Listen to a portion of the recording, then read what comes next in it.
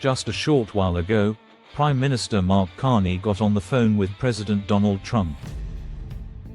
That single call cracked open a trade war deadlock that had dragged on for months, and it set the stage for a dramatic reset in US-Canada relations. For months, Trump had leaned on tariffs as his go-to weapon. He pitched them as a way to protect national security, but the reality was far different.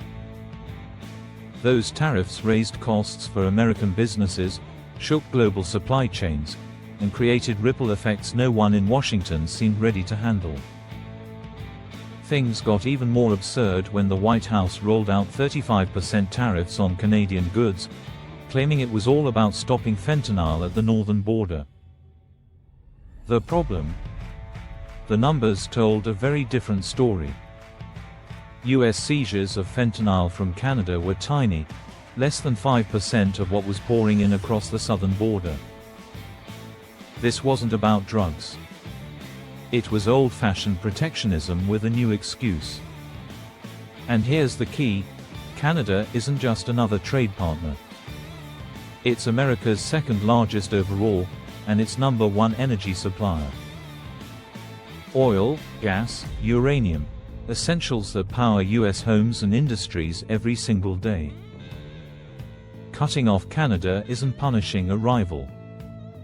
It's like cutting off your own oxygen supply. Carney understood that. Instead of going head-to-head with Trump, he played it smart. Ottawa rolled back tariffs on $21 billion worth of US consumer goods, things like orange juice, peanut butter, and wine. Popular items that hit American households. But Canada kept its protections on steel, aluminum, and autos, the industries that actually mattered most. That gave Trump something he could spin as a win, while Canada quietly held on to its real leverage. And the strategy worked. Within days, Trump, wearing his trademark "Trump was right about everything" hat, changed his tune. Suddenly, he was praising Carney as a good man, and even bragging about how quickly they'd solved the issue. Not everyone in Canada was impressed.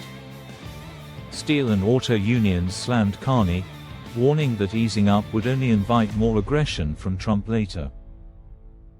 But Carney wasn't thinking short-term.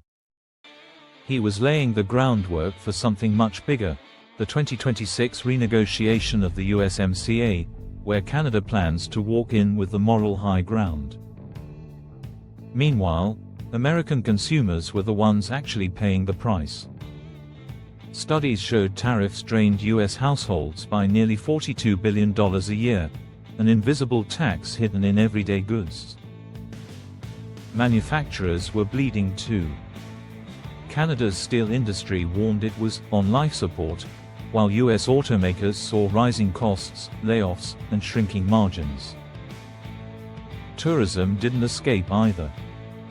Canadian visitors to the US dropped sharply, almost 500,000 fewer trips to New York alone in just a few months.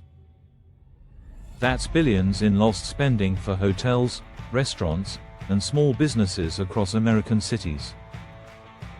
And families felt it most in the grocery aisle. Prices exploded.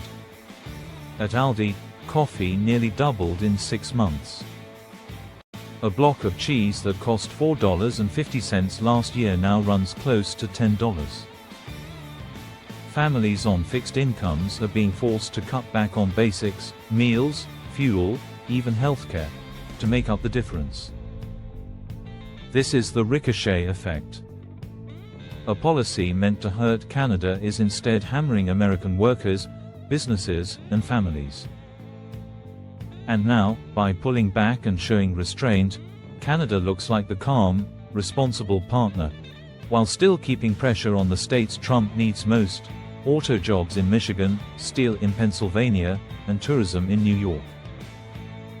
Carney's play is clear: cool the fight, claim the moral win, and force Washington back to the negotiating table, but this time, on Canada's terms. Trump said, "America first," but right now, it's looking more like Americans pay first. If you found this breakdown useful, hit that subscribe button, drop your thoughts in the comments, and share this video with anyone who wants to understand the real cost of this trade war.